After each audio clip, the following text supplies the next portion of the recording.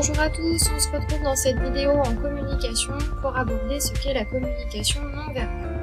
Donc en communication orale, il faut savoir que la communication non verbale est un élément essentiel qui vient compléter la communication verbale. Donc qu'est-ce que la communication non verbale? La communication non verbale comprend plusieurs choses. La première, ce sont les silences. Donc il faut savoir que les silences font intégralement partie de la communication car ils expriment quelque chose et qu'ils sont indispensables à l'écoute de l'autre. Certains silences sont parfois lourds de sens et il existe de multiples silences. On peut par exemple citer le silence d'une personne qui est furieuse, offensée ou alors irritée et qui va décider de s'isoler.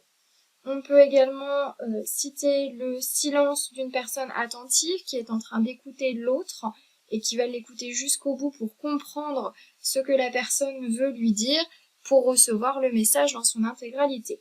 On peut également citer le silence de la personne qui s'ennuie ou qui exprime un retrait. Le silence peut également exprimer une incompréhension ou alors peut également exprimer la supériorité ou l'arrogance. Donc il faut savoir que chaque silence doit être interprété et analysé en fonction du contexte et qu'un silence peut être approprié ou inapproprié. Ensuite, les gestes. Donc il faut savoir que les gestes expriment un comportement soit de défense ou d'agression ou un comportement tout à fait ouvert.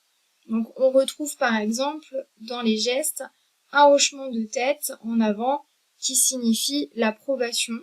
On peut également retrouver la main tendue en signe de paix, le poing levé en signe de révolte ou alors le bras ou le doigt d'honneur qui signifie à une personne d'aller se faire voir. On communique également à travers des signes qui sont dits conventionnels, comme par exemple le doigt pointé vers la porte, on va tout de suite comprendre qu'on nous demande de sortir. Le signe de la main pour dire au revoir, et puis également le hochement de tête pour dire oui. Ça, ce sont des signes conventionnels, tout le monde comprend ce que ça signifie. Ensuite, dans la communication non verbale, on retrouve les postures. Donc les postures, ce sont la manière dont on va se tenir. Par exemple, est-ce qu'on va se tenir avec le dos droit? Est-ce qu'on va avoir les épaules plutôt penchées vers l'avant? Et ça va renvoyer à notre caractère. Si on est d'un naturel plutôt timide, on va avoir tendance à se renfermer sur soi, donc la posture suivra. Et si au contraire, on a confiance en soi et qu'on a une attitude plutôt ouverte, on va avoir tendance à se tenir le dos droit et les épaules bien en avant. Ensuite, on retrouve les mimiques dans la communication non verbale. Donc ce sont les expressions du visage qui expriment des émotions, comme par exemple la joie, la surprise, le dégoût, la tristesse ou encore la colère et la peur. Et ces mimiques viennent renforcer le message. Par contre, il faut faire attention parce que dans certains cas, elles peuvent le modifier et changer sa signification.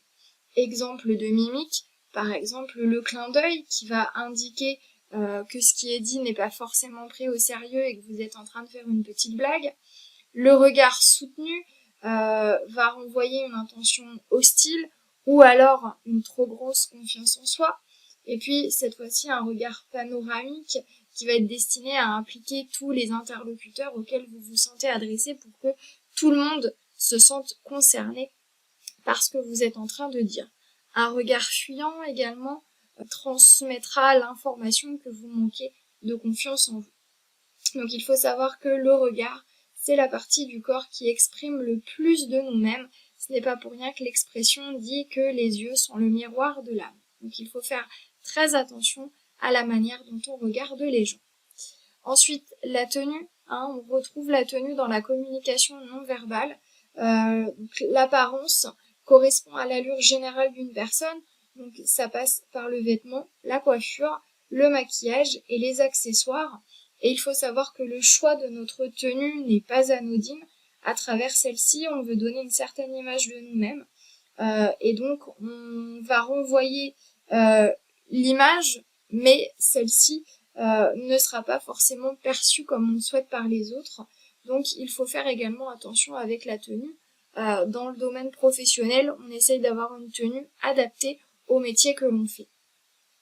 Le ton de notre voix rentre également dans la communication non verbale. C'est la mélodie que l'on donne à notre voix lorsque l'on parle. On essaye d'éviter d'avoir une voix monotone pour ne pas embêter et ennuyer notre auditoire. Le débit de parole fait également partie de la communication non verbale. Donc le débit, c'est le rythme que l'on donne à notre voix. Est-ce qu'on parle trop lentement ou alors est-ce qu'au contraire on parle trop vite?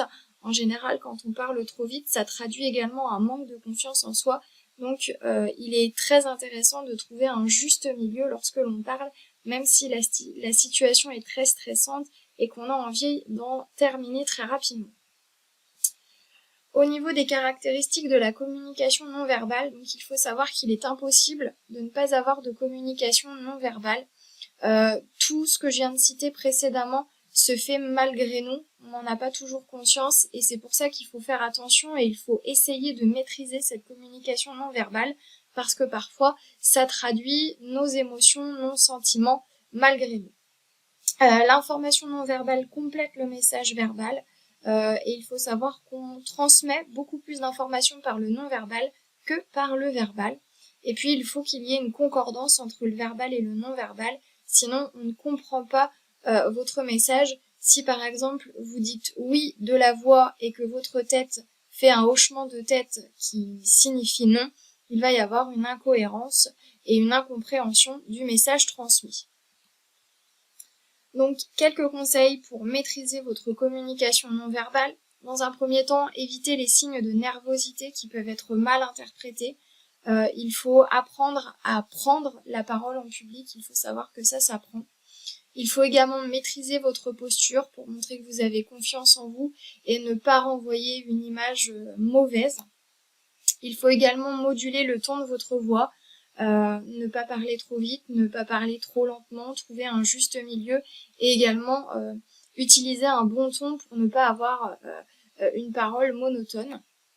Il faut également adapter votre gestuelle pour que celle-ci renvoie une attitude ouverte et positive. Il faut que vous mainteniez le contact visuel lorsque vous parlez à quelqu'un. Si vous avez le regard trop fuyant, ça traduira également un manque de confiance en soi. Souriez également, c'est très important. La communication non verbale passe également par le sourire. Et adaptez votre communication non verbale selon la culture de votre interlocuteur pour essayer de vous comprendre. Attention, par exemple, dans certaines cultures, dire bonjour en se faisant la bise ou en se serrant la main, ça n'a pas la même signification. Voilà pour ce cours portant sur la communication non verbale. Si vous avez des questions, n'hésitez pas à nous contacter et je vous donne rendez-vous sur notre site internet. À bientôt!